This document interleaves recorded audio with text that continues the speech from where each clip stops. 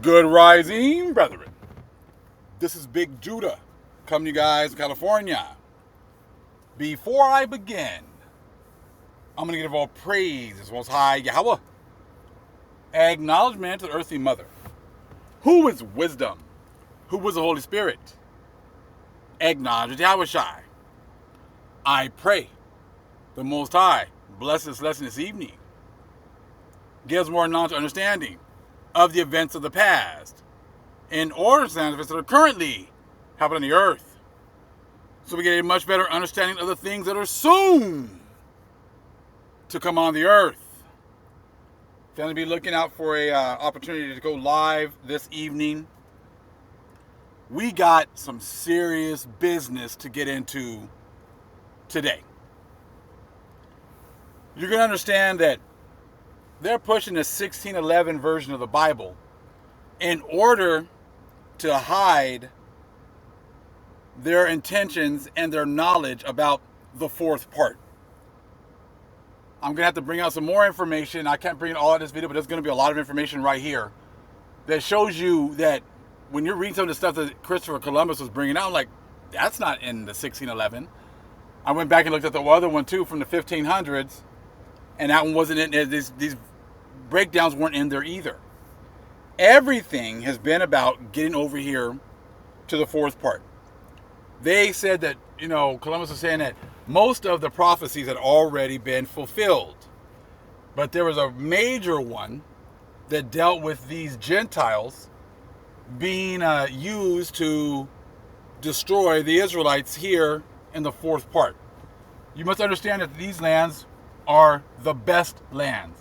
And these lands were set up to keep us separate. That's why it's Turtle Island. That's why it's separate from all of the other parts of the world.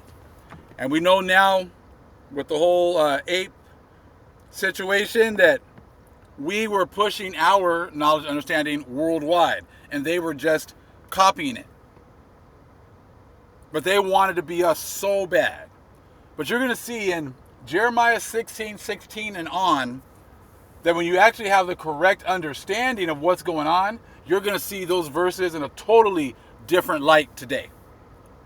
When I was reading it last night and studying, I was up late last night studying until about 2 o'clock in the morning. Most High just had me in different books, going here, going there, downloading information, downloading, understanding. So I'm bringing some of it to you today.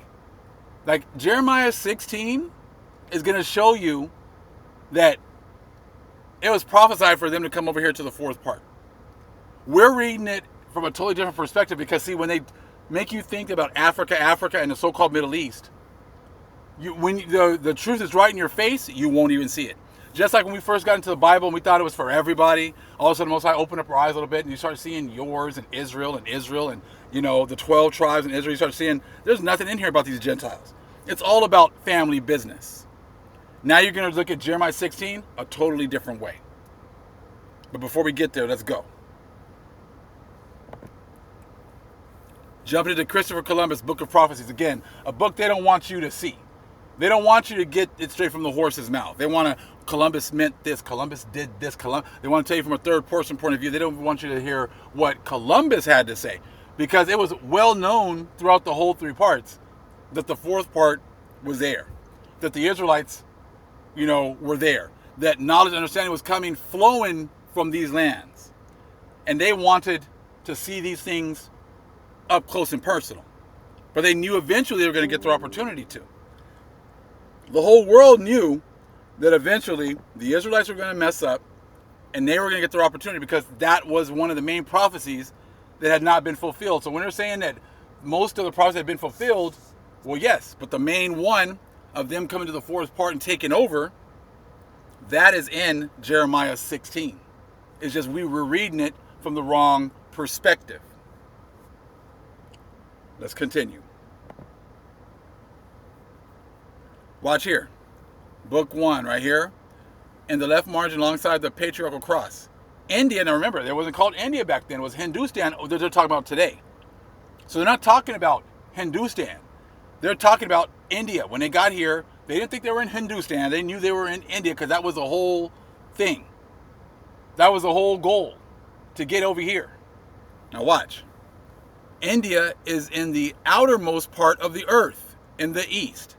Well, if they've already been to Hindustan, the Greeks are already there, then that couldn't be what they're referring to, right? India is in the outermost part of the earth, in the east. Spain with Ethiopia in the west. In the middle is the ocean or sea. Now the Indians come and destroy the idols. In all chapters cited earlier, he said many things about the Jews and what would happen, concerning all of which I have not written because of its extent. Nevertheless, I am determined to bring to remembrance some things here. So they're always talking about the Jews. But why are you talking about Jews when you're talking about India? That's on previous pages. Because the Israelites are in this India superior that they're trying to get to. They're not talking about these East Indians, Hindustanis. They're talking about Jews the whole time. In chapter 29, since what has been fulfilled by the Christians was foretold, not in Christian times, but long before. The Jews themselves, who have remained enemies of the name of Christ, and whose perfidy was not concealed, deceitfulness was not concealed in their prophetic books, do possess and read the prophecy which says, O Lord, my God and my refuge, in the day of distress, to you the nations will come from the ends of the earth and say, truly our fathers worshipped false gods, false gods that were of no use whatever. Now, they're constantly going to Jeremiah 16 and 19. Jeremiah 16 and 19. So you're going to understand when we start to read it from the right perspective, you're going to see that they're using this, and they know that they're going to get their opportunity to destroy us. They know we're going to mess up because it tells you right here, O Lord, my God and my refuge, in the day of distress, to you the nations will come from the ends of the earth. To you the nations will come from the ends of the earth and say, truly our fathers worshipped false gods that were of no use whatsoever. Behold, now it is done. Behold, now the nations come to Christ from the ends of the earth, saying those things and breaking the false gods in pieces.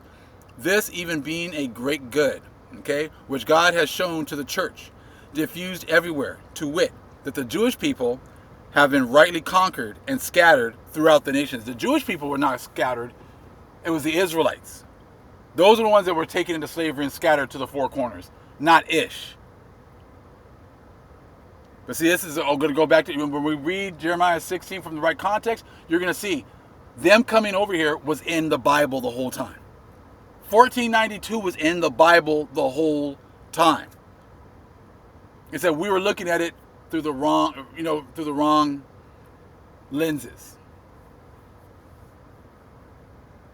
Now, and so that it might not be thought that these things had been made up by us, they have carried the books of our prophets everywhere, and the enemies of our faith have been transformed into witnesses of our truth. How do they so foolishly bandy stories that the disciples of Christ taught that which they did not learn from Christ, in order that the superstition of the Gentile gods and their images might be destroyed? Can it perhaps be said that the disciples of Christ fabricated those prophecies, which now are read in some books of the enemies of Christ? Who then has overturned this but the God of Israel? For the people themselves were spoken to by means of the divine utterances dictated to Moses. Hear, O Israel, the Lord is our God, the Lord is one. Do not make idols for yourselves or cultic stones of anything, be it in heaven above or on the earth beneath. Now in order that they may also destroy those things, where they receive that power. They have been instructed in this way. You should not worship their gods, nor shall you serve them. You should not follow their practices. Now, everything revolves around the fact that we actually went away from the Most High. We started worshiping other gods, worshiping idols. That is why the Most High unleashed the Gentiles on us. We understand that. But see, they are trying to hide the fact that this was all prophecy. Them coming over here was all prophecy. This is why they always talk about Paul and them having authority, but they never talk about their actions. This all goes back to the 70 shepherds. How the Most High said he's going to give us to the 70 shepherds in Enoch. This was prophesied thousands of years ago. But all of a sudden, none of this stuff matters anymore. Because these Gentiles have been hiding the fact that, yeah, you got to come over here. You got to destroy our people. But you killed way more than you were supposed to. You killed way more than what the Most High told you to. You don't tell your people about the end games. This is why you have to make up a fake end game now. This is why you're faking the funk with all of these other prophecies. Oh, Iran this, they do nothing. Oh, Israel did this. Oh, look at all these people that are out in the streets protesting because of this. The people that had gotten killed by Hamas. The people that they had in custody or whatever else. The people they had kidnapped.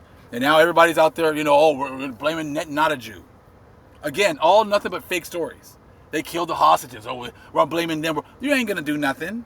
It's all fake in order to hide the fact that you have now received the curses. The curses of Deuteronomy 28 are now on you. No, you're not going to set up another system with the bricks. No, you're not going to be able to set up everything off silver and gold. No, none of that is going to happen. Your heyday was 1492 until 2019. And now you and your Babylonian system is nothing but a wrap. And you are just punch drunk waiting to get knocked out.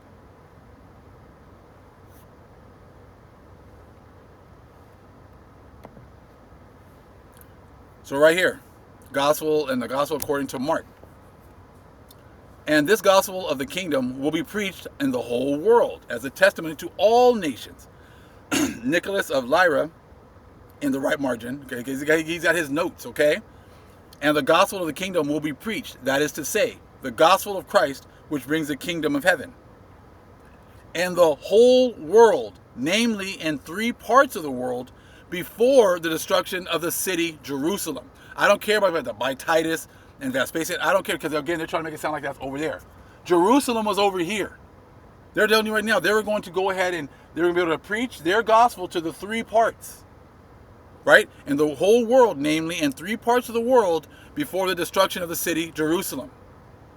So they were going to be able to go ahead and destroy, shove their, past their their Christianity to 3 parts. Once that was done, then the Most High was going to let them come to the 4th part. So right there, I'm telling you. So it was disclosed in Asia, Africa, and Europe, where certainly the gospel was preached. While Peter was still alive, the faith was proclaimed in Italy. Isn't so-called East India part of Asia? Isn't Kamala considered Asian, but she's from India? So why in the hell would they be trying to go to India when they're talking about trying to spread, when they're trying to spread their religion? And they've already done it. No, they were taking it, bringing it to Turtle Island, which is where Jerusalem was. See that right there? They tell on themselves. They were well aware that they've only been able to spread their religion to the 3 parts. They knew that in 1492, when they took down the Moors in January of 1492, that they were going, and all of a sudden by October they were going to be able to get over here. That was all part of the game. They knew what was going on. They were well aware. They were not coming over here to try to find some trade route to India, Hindustan. They were getting their opportunity to take over Jerusalem and all 12 tribes that were over here, that were hidden, that were holy, because we were not following the Most High. They knew this. As a testimony to all nations, as if to say, for this person the faith will be proclaimed in the whole world, so the testimony of Christ might be heard among all the nations. As it was said, as it was said at first to the apostles in the book of Acts. Okay, and you got your stuff down there. You got your your notes right there with the Luke 21 to 24. All talks about them coming over here. This nation coming over here. It's all about them coming over here. We were already here. That's why they're pushing Africa. Everything's in reverse. And we were over there and they brought us all. Please. Y'all ain't that smart. You ain't that capable to do all that. Again, another huge lie. So now, you must look at Jeremiah 16 through a whole nother lens, through the Gentile eyes. They know about the 3rd part. They know we're going to mess up. They know they're going to be brought over there. They have to hide the fact, it's because we're trying to find a way to be able to trade another trade route. Man, please. Okay, look. Behold, I will send for many fishers, saith the Most High, and they shall fish them. And after will I send for many hunters, and they shall hunt them from every mountain and from every hill and out of the holes of the rocks. Now, this is the Gentiles coming over here and hunting down our people. See, in the Florentine Codex, the Spaniards were talking to Montezuma at first. And they were like, hey, what do you think you're going to do? You think you're going to be able to run to us? You think you'll run from us? You think you'll be able to run into your mountains? You think you'll be able to run into your forests? You're not going to be able to run anywhere. We will find you. That is what's in the Florentine Codex. The Spaniards knew that once they got over here, that the Most High brought them here as a punishment to us. So when you're reading this, we're reading it for a future prophecy, which, yes, things that come in the future of when the Israelites, when it turns against the Gentiles, yes. But in this case, it's the Gentiles reading it, and it's like them getting their opportunity to come over here. Now look at it. Read it from that perspective. As the Gentiles, look, we're going to come over here, and we're going to hunt you down because the Most High is with us. So again, behold, I will send for many fishers, saith the Lord, and they will fish them. And after will I send for many hunters, and they shall hunt them from every mountain and from every hill and out of the holes of the rocks, which is what they did to us. For mine eyes are upon all their ways. They are not hid from my face, neither is their iniquity hid from my eyes. That's the Most High talking about us.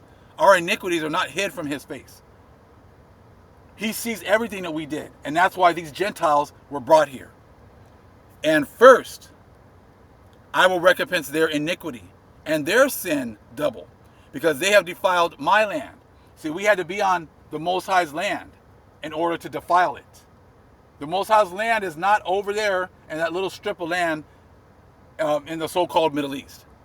His land is right here on Turtle Island that he gave us, and we defiled his lands. That is why they were brought over here, to be a punishment, to be a battle axe for the Most High against us for a time. So again, and first I will recompense their iniquity and their sin double, because they have defiled my land. They have filled mine inheritance with the carcasses of their detestable and abominable things. That is what we did. This is why the Gentiles were brought over here, because we defiled the lands. And how do you cleanse the lands? By the blood. And that's why our blood was shed all over the place, to clean these lands. Okay, now look. We keep reading this as something that happened in the future when the Gentiles come to the Most High. This is also something talking about us. O Lord, my strength and my fortress and my refuge in the day of affliction. This is talking about the day of affliction of our people. The Gentiles shall come unto thee from the ends of the earth and shall say. See, the Gentiles, this is our day of affliction. The Gentiles were brought against us from the ends of the earth. So see, this whole thing of 422 was already in here. But where they put the verses, how they break up all this stuff, we just take parts here and parts there, and we think it's all about the future. But this is telling you this is about stuff that happened in 1492. So again, read that again. O Lord, my strength and my fortress and my refuge, in the day of affliction, the Gentiles shall come unto thee from the ends of the earth, and shall say, surely our fathers have inherited lies, vanity, and things wherein there is no profit. Our fathers inherited lies. What did our fathers, what lies is that? That we were always going to be safe. Even though, if we broke the commandments, we were always going to be safe. The Most High is not going to let these Gentiles come over here. The Gentiles, they're always going to be over there. They're always going to be beneath us.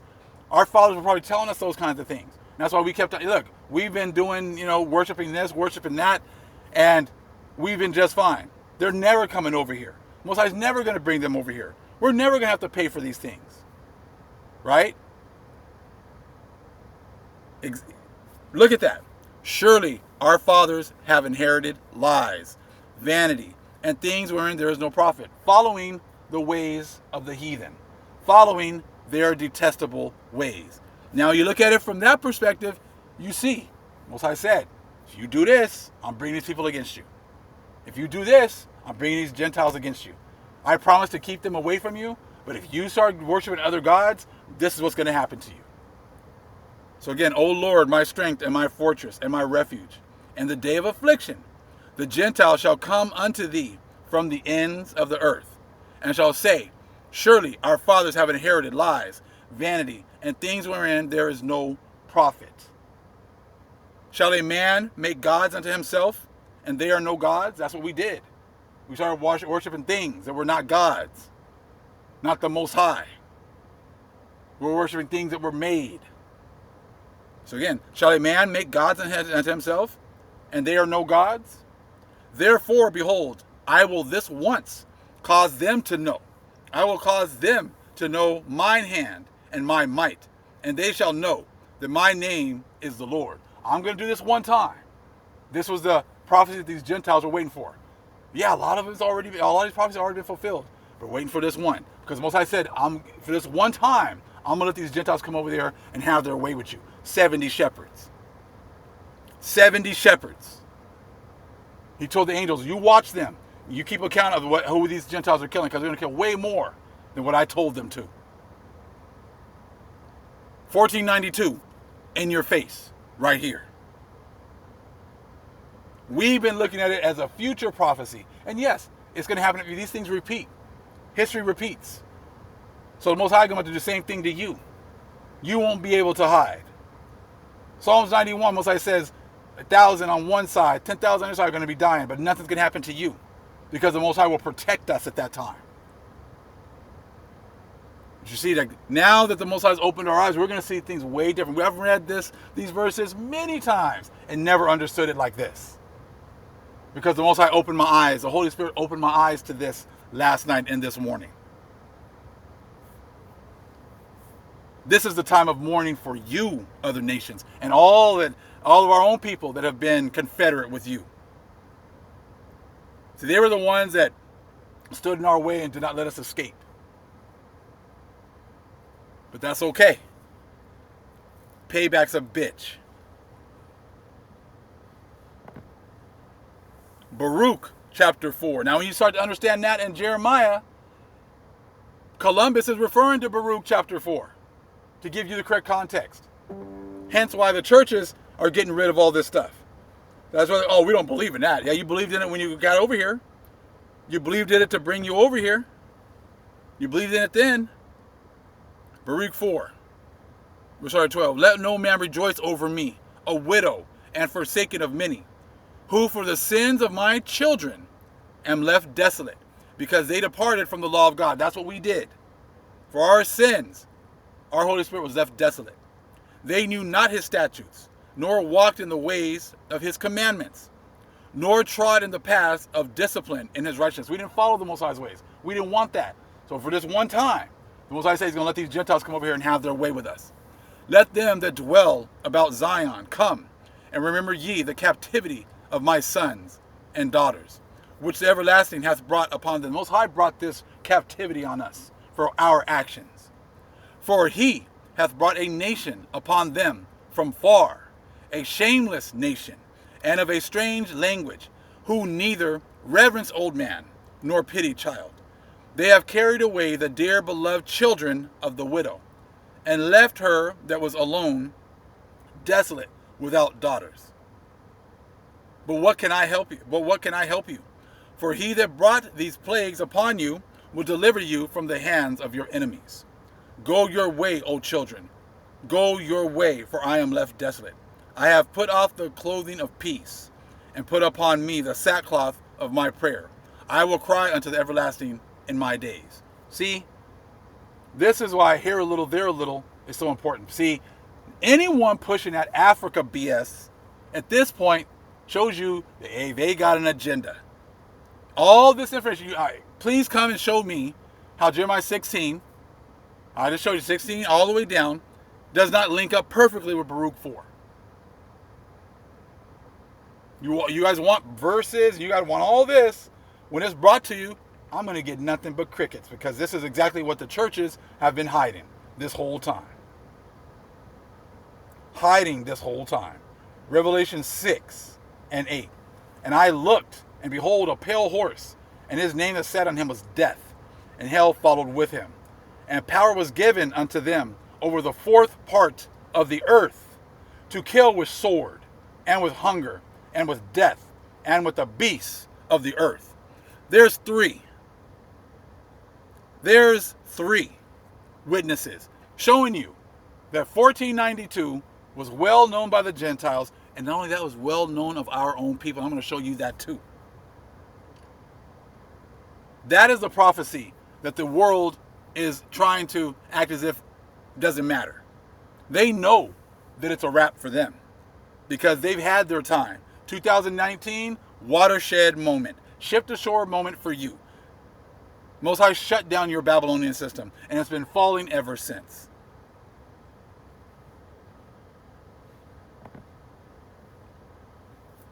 Right here.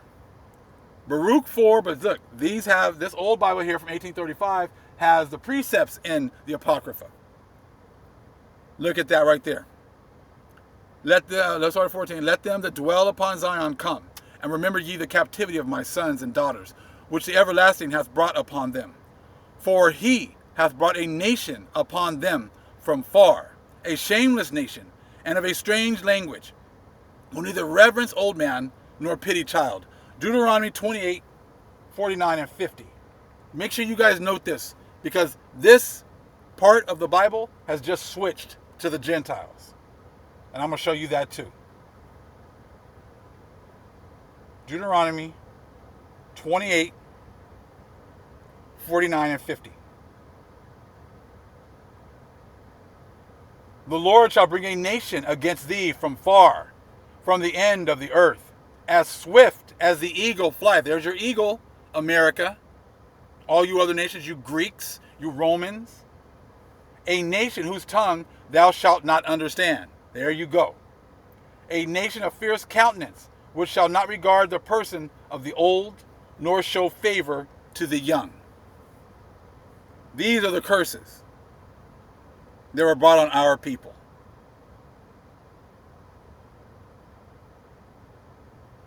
Let's continue. Augustine in the book on the divination of the demons. Look in the second paragraph here. In the left margin, point an index finger together with the words attende, diligente, enter. Pay careful attention, okay? But the nations themselves were enlightened after the false gods, which they had previously worshipped, were destroyed. Such was likewise foretold by the prophets, as I have recounted shortly, before and now. Now, this part, right, I'm going to show you about the islands and everything else, this is not, it's referring to Zephaniah 2 and 11. Look it up. Pause this and look it up. This is not talked about in Zephaniah 2 and 11. This is, it's given a part of it, but what they keep going on to in here is not in Zephaniah 2 and 11. Because they're telling you about the islands. Turtle Island, to be exact. The Lord will be awesome to them, he says, and will destroy all the gods of the earth and all the islands of the nations. No, they've already been to the third three parts. They've been to those islands already. This is referring to Turtle Island and all of our other little islands as well. Okay, and all the islands of the nations, each from its own place, will worship him. And not only the islands, but also all the nations, and therefore even the people of all the islands. Since in other passages he does not name the islands, but the whole world. So they're getting ready to get their opportunity to come to all these islands over here in the fourth part. And the main one, Turtle Island. Okay? He does not name the islands, but the whole world, saying, all the ends of the earth will remember to turn to the Lord, and all the families of the nations will worship before him. For dominion belongs to the Most High, and he rules over the nations, and the rest are worthy of marking. Now, see, they're talking about all these different nations. I thought y'all were just looking for India. Why are y'all talking about all these different islands? Why are you talking about going to all these different islands when you're talking about trying to go to India? Is India a bunch of islands? Nah, I don't think so. So again, they're letting you know they're coming to Turtle Island and all of our other islands that they've heard of. So again, and not only the islands, but also all the nations, and therefore even the people of all the islands, since in the other passages he does not name the islands, but the whole world, saying, all the ends of the earth will remember to turn to the Most High, and all the families, all right, of the nations will worship before him, for dominion belongs to the Most High, and he rules over the nations, and the rest are worthy of marking. With these and other similar prophecies, what has been said earlier is demonstrated, and what we see was to be fulfilled by Christ and God as God of Israel, whom we recognize as the true God. The true God of Israel is a true God. And they know that he's going to use these Gentiles to destroy the Most High's people. As a true God who was to be worshipped, not only among that people called Israel, but in like manner among all peoples. Okay? So again, I'm giving you nothing but all these facts that are showing you that they knew about coming over here. They weren't trying to get to Hindustan. They were getting over here to the fourth part, which was Turtle Island. And this is why all of their prophecies that they're trying to push all over the world are all nothing but a bunch of lies. Because all the main prophecy that was to be fulfilled was them coming over and destroying us as a people. That was the last prophecy. So all this other future BS that they're coming up with, left behind, Nikolai Carpathia, Antichrist coming in the future, them getting raptured up out of here, BRICS coming over, all that other stuff is all made up to hide this. So right here, another one. Rabbi Samuel, right? Nicholas of Lyra, a converted Jew. So it's an Israelite that converted to Christianity. It is an epistle or letter translated from the Arabic to Romance Castilian, which Rabbi Samuel of Israel, a native of the city of Fez, sent to the master Isaac, rabbi of the synagogue of Morocco, both of whom were afterwards good and faithful Christians. Okay? So we already know about the Inquisition. Many of our people becoming Christians. My dear master, as we know between ourselves and in my private reading that we are the sons of the patriarch Jacob, I have great fear that in regard to ourselves, what was prophesied by the mouth of Isaiah in chapter 30 will be fulfilled. O Israel, the Lord will put you to death and will call his servants by another name. I fear, sir, that those servants are the Gentiles, to whom that name must be given according to what Moses says. The Gentiles will be at the head, and the unbelieving people at the tail, as has been our lot now for more than 1,000 years. Oh, but the blessing and curses, that doesn't mean anything. That's what they always want to say. Oh, there's no such thing as blessings and cursing. This is all stuff that was written down. They knew that we were under the curses because we messed up. So again, what was prophesied by the mouth of Isaiah in chapter 30 will be fulfilled. Everyone knew. Israelites, and so this guy was a converted Israelite. So you don't think that these people already knew? O Israel, the Lord will put you to death and will call his servants by another name. I fear, sir, that those servants are the Gentiles, to whom that name must be given. According to what Moses says, the Gentiles will be at the head and the unbelieving people at the tail, as has been our lot now for more than 1,000 years. Even Jeremiah says of the Gentiles in chapter 6, the earth will be full of knowledge of God, and as the waters cover the sea. And thus says Solomon of them in his prayer in book 3 of Kings in chapter, Lord, when the foreigners come from a distant land to your holy land. We're going to leave it right there right now. Let me just look at it real quick. Let's just go there. 1 Kings 8. Like everyone knows about it except for us. Everyone knows what was supposed to happen except for us. 1 Kings 8:41.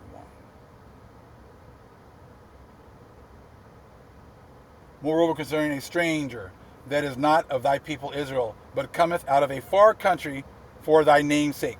For they shall hear of thy great name, and of thy strong hand, and of thy stretched out arm, when he shall come and pray toward this house. Hear thou in heaven thy dwelling place, and do according to all that the stranger calleth to thee, for that all people of the earth may know thy name, to fear thee, as do thy people Israel, and that they may know that this house, which I have builded, is called by thy name. Same thing. Same thing going on over and over again. Just we didn't see it. So now we know the switch has happened. How do we know that? 2 Ezra chapter 15. Behold, speak thou in the ears of my people the words of prophecy, which I will put in thy mouth, saith the Most High, and cause them to be written in paper, for they are faithful and true. It's all going to happen. Fear not the imaginations against thee. Let not the incredulity of them trouble thee that speak against thee.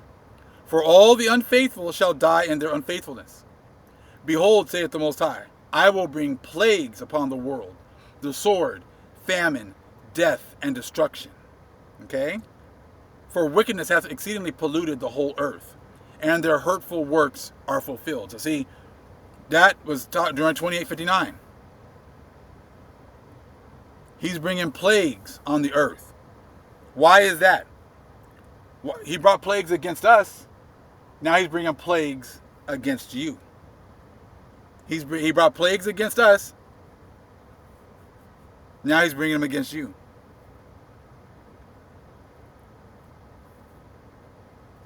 It says, for wickedness hath exceedingly polluted the whole earth, and their hurtful works are fulfilled.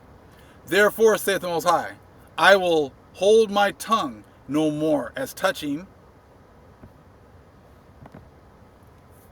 their wickedness, which they profanely commit.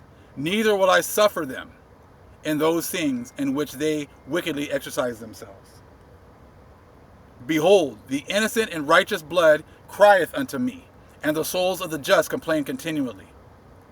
And therefore saith the Most High, I will surely avenge them, and receive unto me all the innocent blood from among them.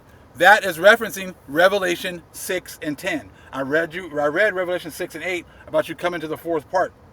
6 and 10 is like all the things you've done to us is now going to have to be paid for, which is what you're seeing getting ready to happen right now. Revelation 6, 9. 6 and 9. And when he had opened the fifth seal, I saw under the altar the souls of them that were slain for the word of the Most High, and for the testimony which they held. And they cried with a loud voice, saying, How long, O Lord, holy and true, dost thou not judge and avenge our blood on them that dwell on the earth?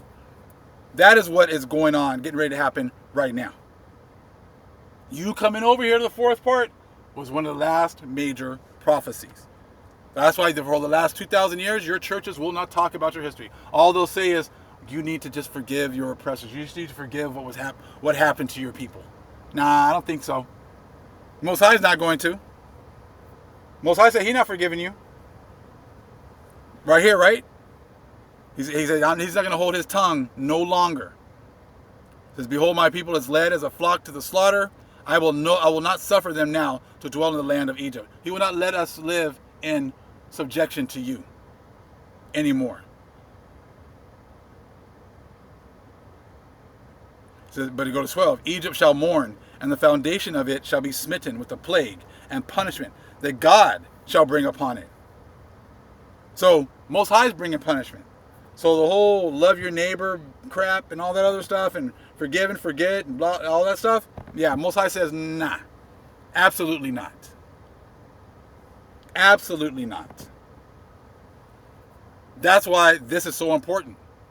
Knowing that their information, who they are, what they know, all came from these lands. And when they came over here, they were fulfilling the prophecies written about these lands. Mayak, our lands, Turtle Island. So much you try to hide it, the Most High has exposed you. The Holy Spirit, our earthly mother, has exposed you. And all you people still pushing that whole Africa stuff, you're exposed too. Trying to let them hide, what they've done to our people on our lands. Yeah, right. Most High gonna do that? If you're not down with this new information and understanding, then like I said, you're working for the other team because there's only two teams. The Most Highs and everyone else. It's us against the world, as it always has been.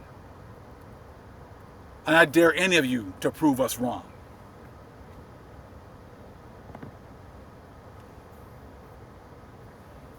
Just so you know, you can look right here. This is from that book of prophecies. This is what Columbus was using. He ain't not getting over here trying to find no route to India to make some money. He knows right here, Baruch 4. He brought a distant nation down on them, a ruthless nation, speaking a foreign language. They showed their respect for the they showed neither respect for the aged nor pity for the child. In sorrow and tears, this is the end. This is what you're seeing now. In sorrow and tears I watched you go away, but the Most High will give you back to me, in joy and gladness forever. As the neighbors of Zion have now witnessed your captivity, so will they soon see your rescue by the Most High, which will come upon you with great glory and splendor of the eternal. That's us standing up in great boldness in front of all those that have oppressed us. Jerusalem, turn your eyes to the east. See the joy that is coming to you from the Most High. Look, the children you watch go away are on their way home, reassembled from the east and the west. And they are on their way home at the Holy One's command, rejoicing in the Most High's glory.